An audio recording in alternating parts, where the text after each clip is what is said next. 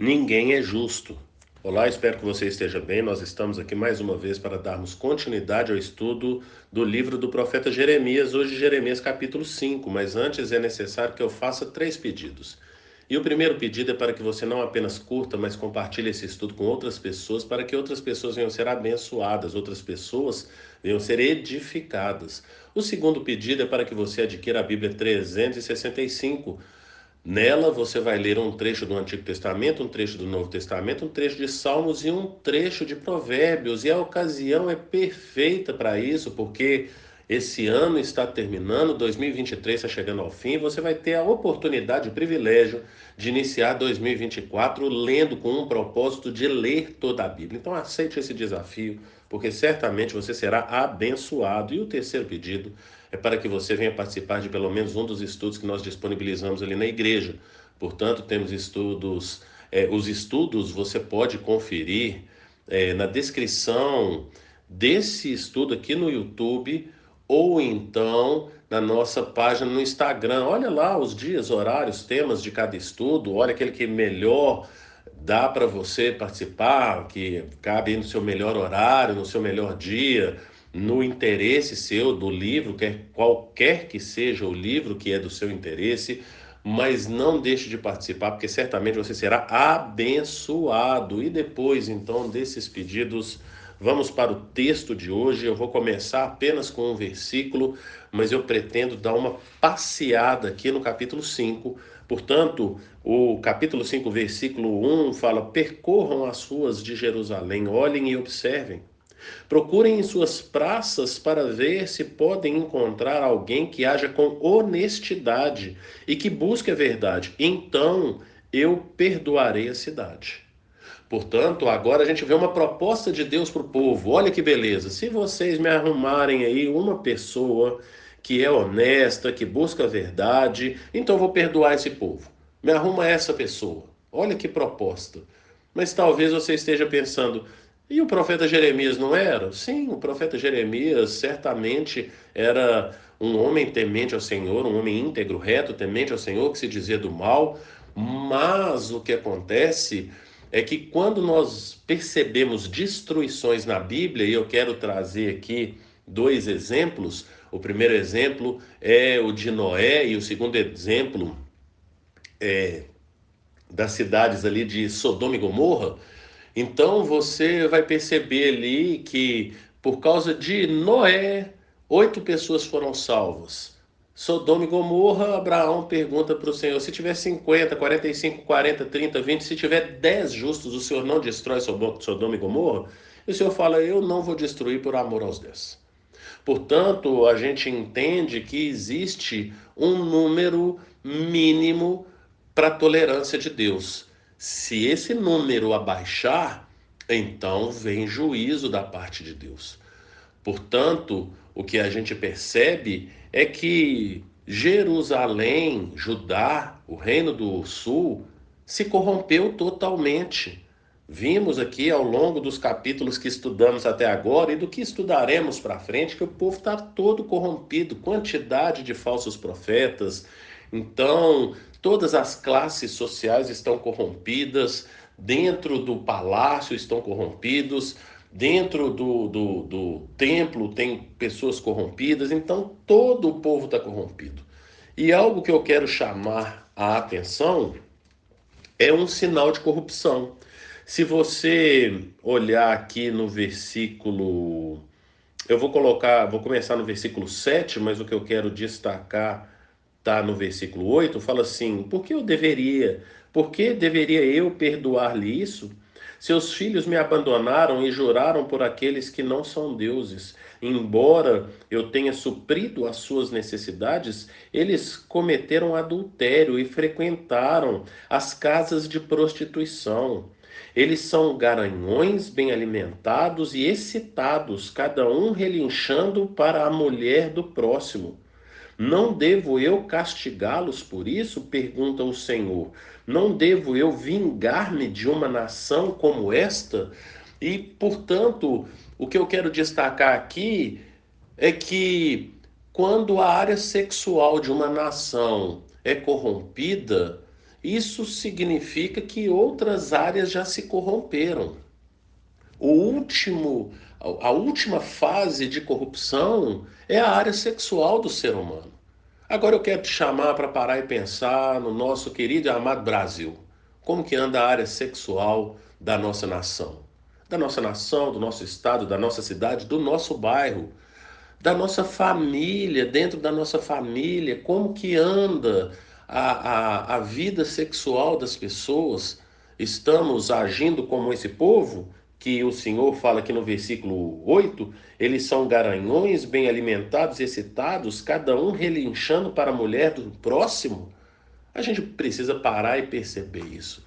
Isso acontece nos nossos dias e eu estou pedindo para a gente olhar, não é para as pessoas não crentes, porque a pessoa que não é crente, a pessoa que não teme ao Senhor, ela está afastada de Deus, independente das coisas que ela faça, ela está afastada de Deus.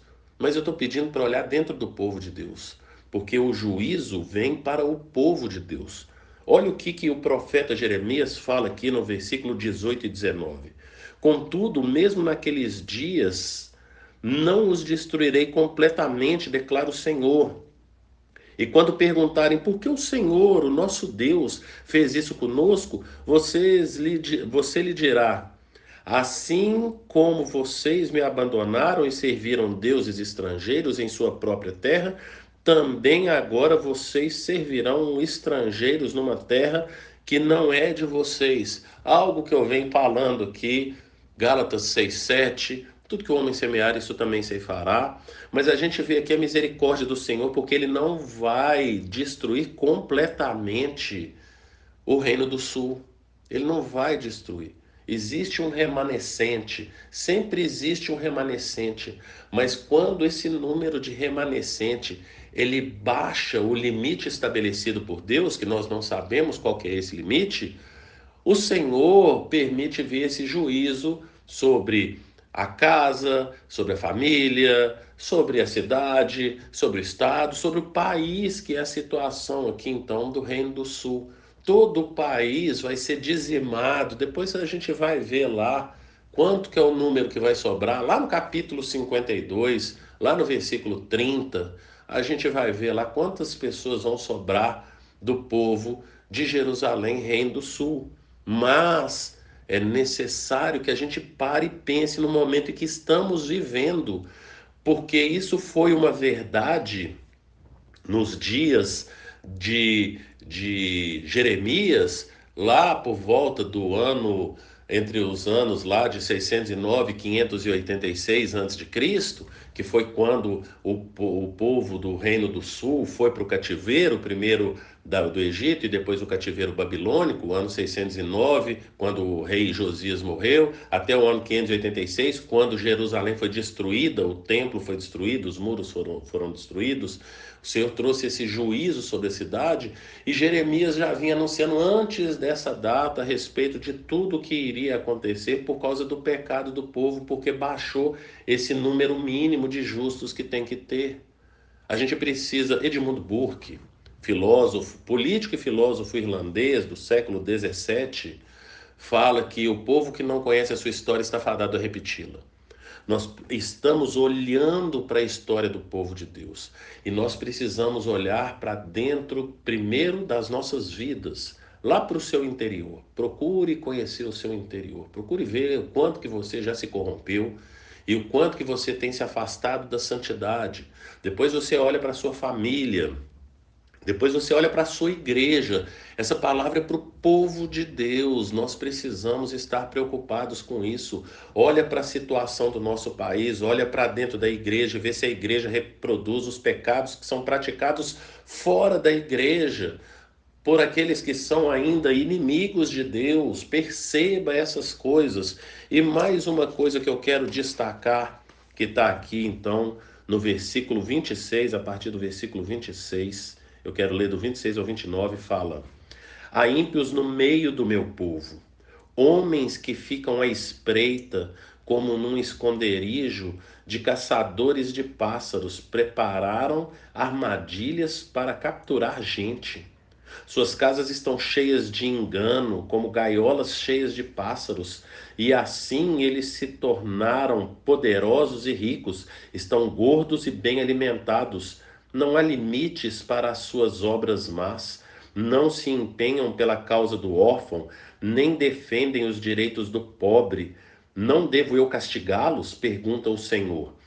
Não devo eu vingar-me de uma nação como essa? Palavra do Senhor para o povo dele no século 7 a.C. Palavra do Senhor final do século 7 a.C., início do ano 6 a.C. Palavra do Senhor para o povo dele, palavra do Senhor para o povo dele hoje, para os nossos dias. Eu sempre falei aqui nos estudos dos profetas menores e já falei aqui em Jeremias. Eu já falei num estudo para trás, olha os estudos para trás, você vai ver. Eu sempre falei, Deus tem um lado, e Ele está do lado do órfão, da viúva, do estrangeiro e do pobre. Deus tem um lado. Não significa que essas pessoas irão viver eternamente com Deus, mas Ele olha com olhos especiais para a causa dos marginalizados.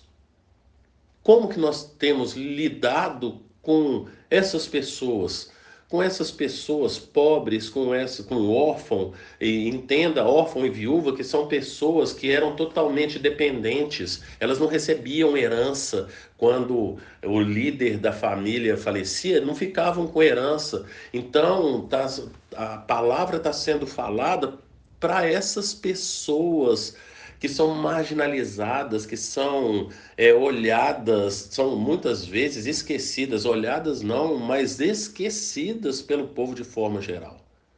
A responsabilidade de cuidar do pobre não é do Estado.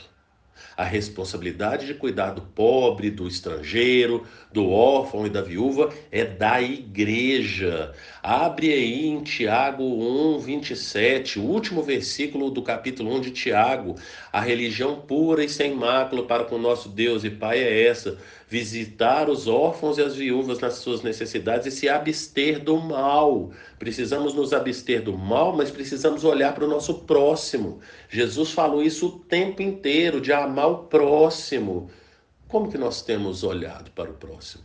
A gente percebe que a nossa sociedade está totalmente corrompida, aonde o pobre cada vez está mais pobre, aonde a área sexual das pessoas está cada vez mais perseguida. Eu quero que você pare e pense comigo, o que você acha que vai acontecer com o nosso país? Em cima disso tudo que está escrito na Bíblia e olhando como Deus tratou esse povo, como que você acha que Deus vai tratar a nossa nação?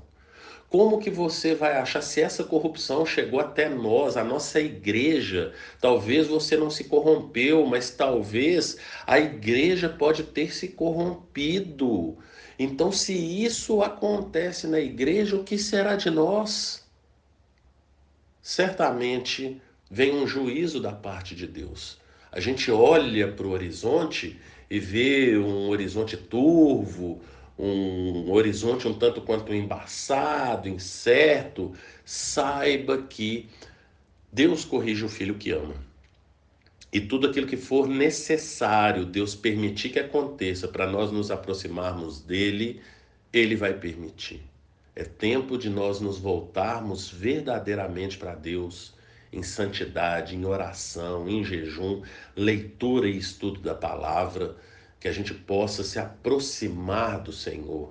Achegai-vos a mim e eu vos achegarei a vós outros. É assim que está escrito na palavra. Pense nisso e que o Senhor te abençoe.